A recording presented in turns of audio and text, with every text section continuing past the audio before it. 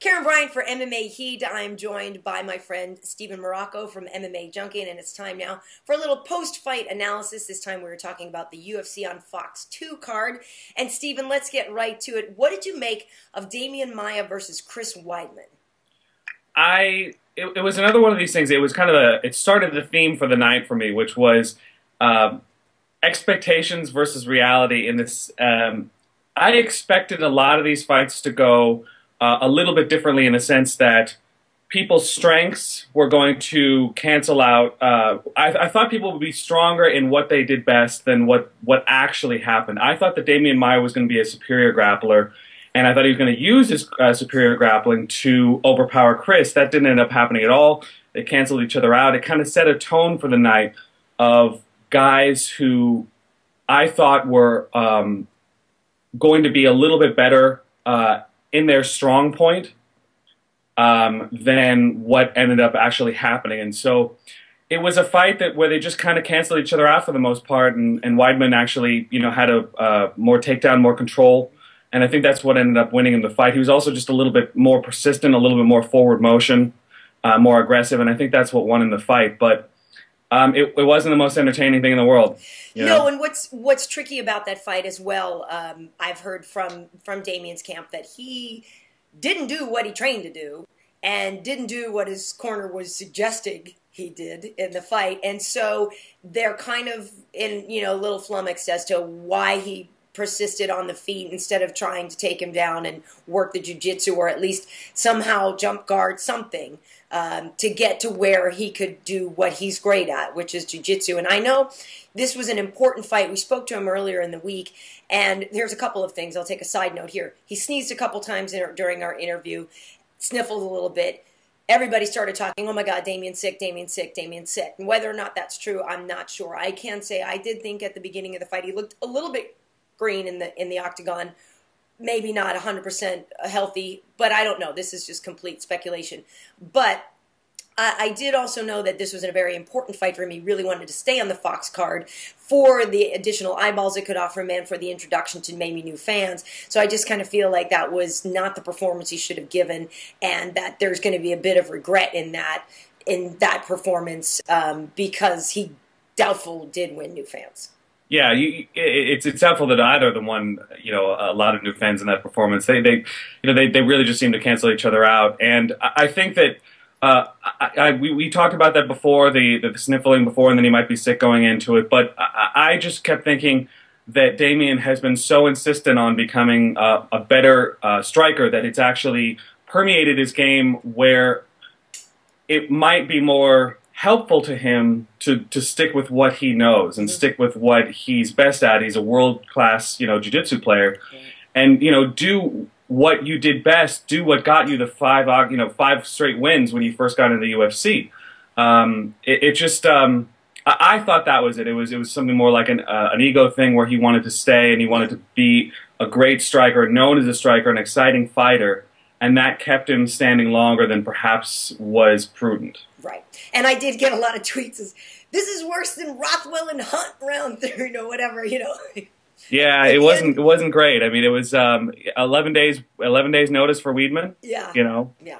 And I think that people underestimated that. This was a fight that was a big question mark in my head as to what, because I think a lot of people saw Weidman had some potential, but we didn't know how he was going to do against a world-class fighter. And I think what we saw is he still has a long ways to go in terms of developing his striking game and also his ground game against world-class kind of guys. So, unfortunate. Yeah. Well, moving on to the second fight. Now, I watched this again this morning. Last night, I thought Michael Bisping won. I thought that he took the first 2 rounds. Third round was obviously Chael's. But I felt like Bisping did a lot better than a lot of people expected him to, which is pretty much a gimme there in terms of opinion. But I seriously thought that he was putting it to Chael. You could tell Chael didn't expect that in certain. I think he worked him against the cage. I just thought, and granted, Chael had takedowns and this and that, but at the moment when I was watching it last night, I thought Bisping won. So I'm watching it again in light of knowing that he didn't win, and I'm watching it a little bit more. And so I can see more of Chael's action, and I can understand a little bit more about, okay, what you might have scored Chael on. And if you do look at fight metrics, he did outwork him and land more strikes and everything. But I don't know, there was something about that fight at the time. I really felt like Bisping won. I agree. I think he won. I thought he was going to win 2-1. I didn't necessarily have a huge problem with it. That Chael won 2 rounds to 1. Apparently, it was a split decision. As Dave Meltzer reported before, it was actually a split decision as opposed to a unanimous decision. That makes more sense. Yeah, and I guess that was the second fight of the night that had scorecard issues at the end. But I thought that Bisping was going to win. I thought that was going to be the score. Two judges in favor of him and one in favor of Chael. I thought that Bisping landed more significant strikes, and I think he also controlled against the cage a little bit better. And he controlled from a greater length of time. So that actually, to me, it kind of not canceled out, but it was more weighty than Chael's takedowns earlier in the round. When it comes to, I think it was round 1 and I think maybe round 2. I've only watched the fight once, so I can definitely see it going either way. But I agree with you. I think Bisping won.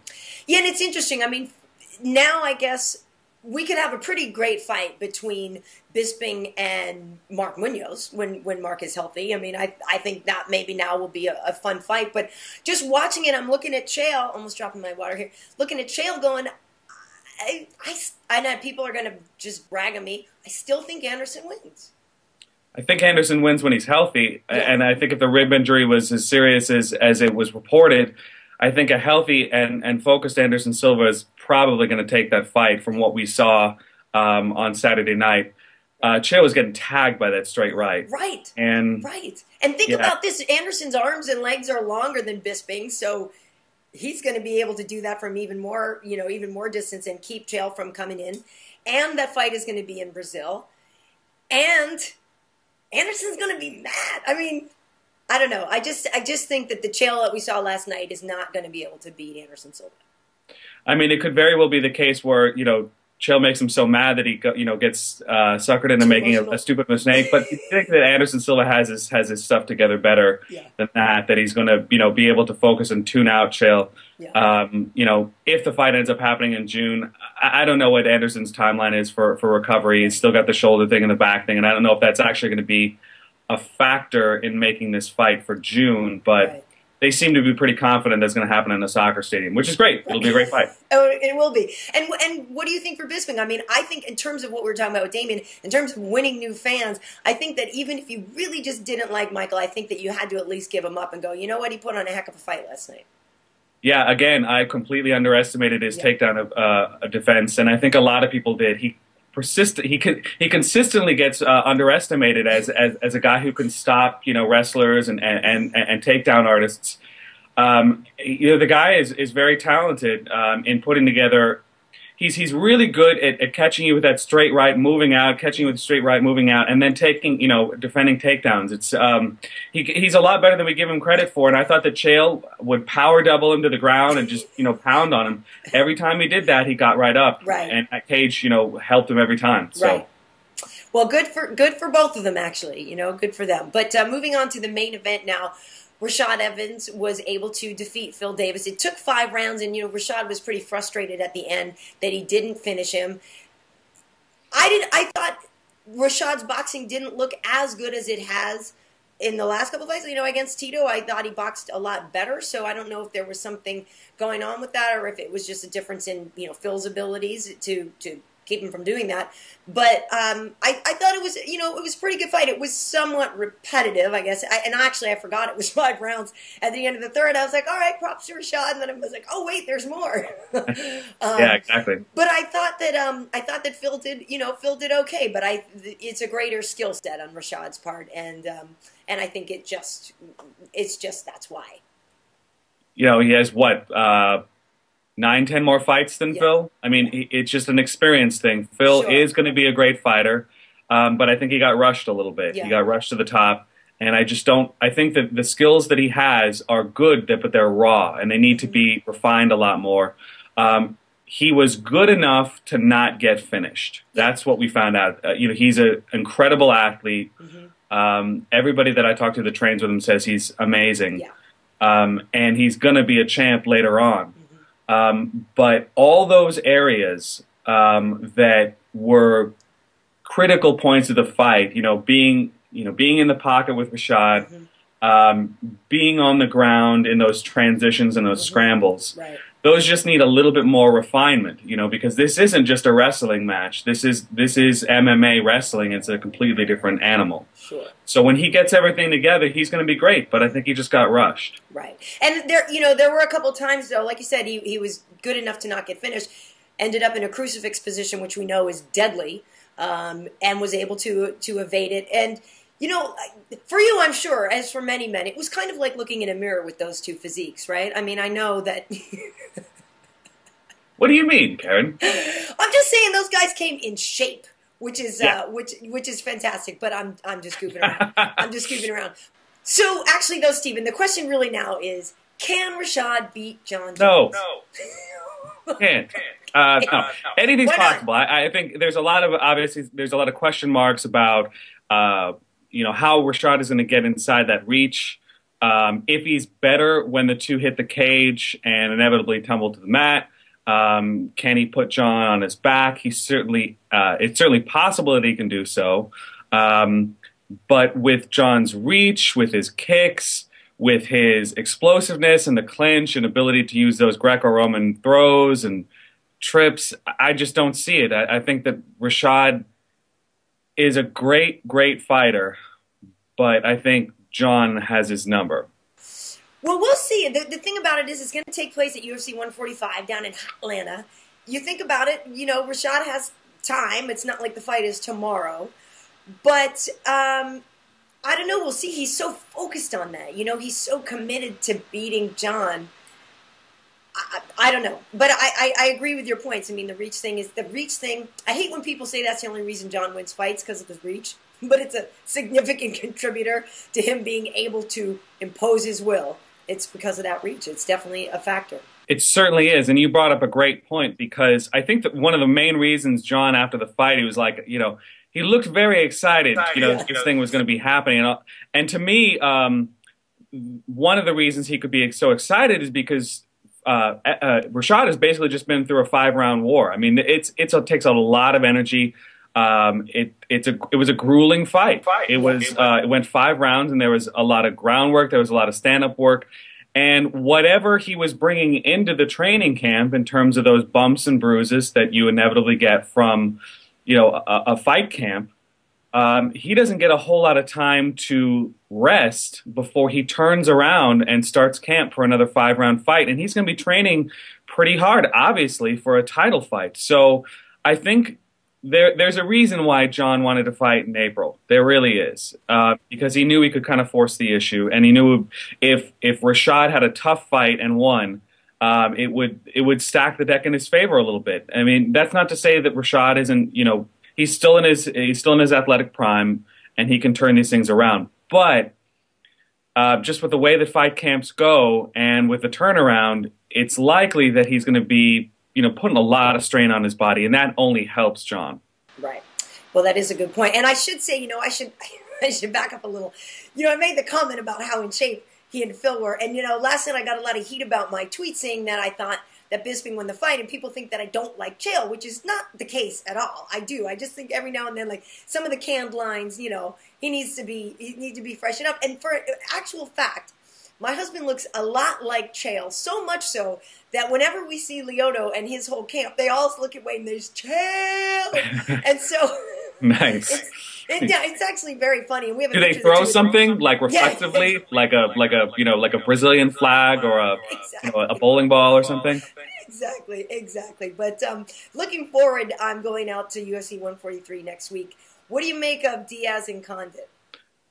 I was just talking about this with a colleague last night, and I can't pick against Diaz for anybody who chooses to stand with him. And Carlos is obviously going to do that. All fights start on the feet, so they're going to exchange. Carlos has he's a lot more rangy of a fighter, and Diaz likes to get in and make it, a dog fight every time. And because he likes to do that, because he likes to get inside, the only way I see Condit taking the fight is getting him to the ground and basically, grinding him out. as opposed to a slugfest. I just can't pick against Diaz anytime a stand-up slugfest is involved. Right.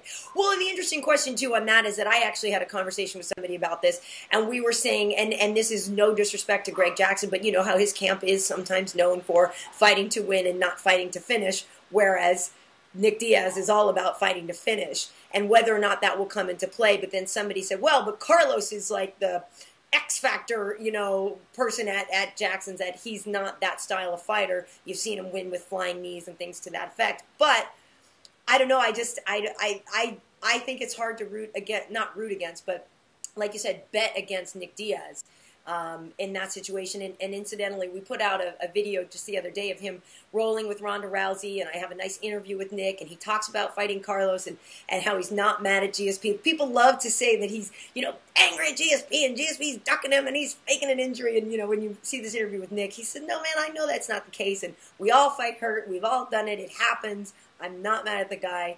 But that being said, I know he's hungry for a chance to beat up GSP. Certainly is. And GSP being out is bad for business, for sure. You know, Brock and GSP being out of the business right now, they've got to make some new stars. And Jon can carry the flag for a little while, and he probably will. But yeah, I think Diaz, if he wins, it only makes his star, you know, rise another level, because a fighter like that is somebody who galvanizes people, you know, with his personality. And regardless of what you think of a lot of his antics, he gets people interested. Same as Chael and same as Mike.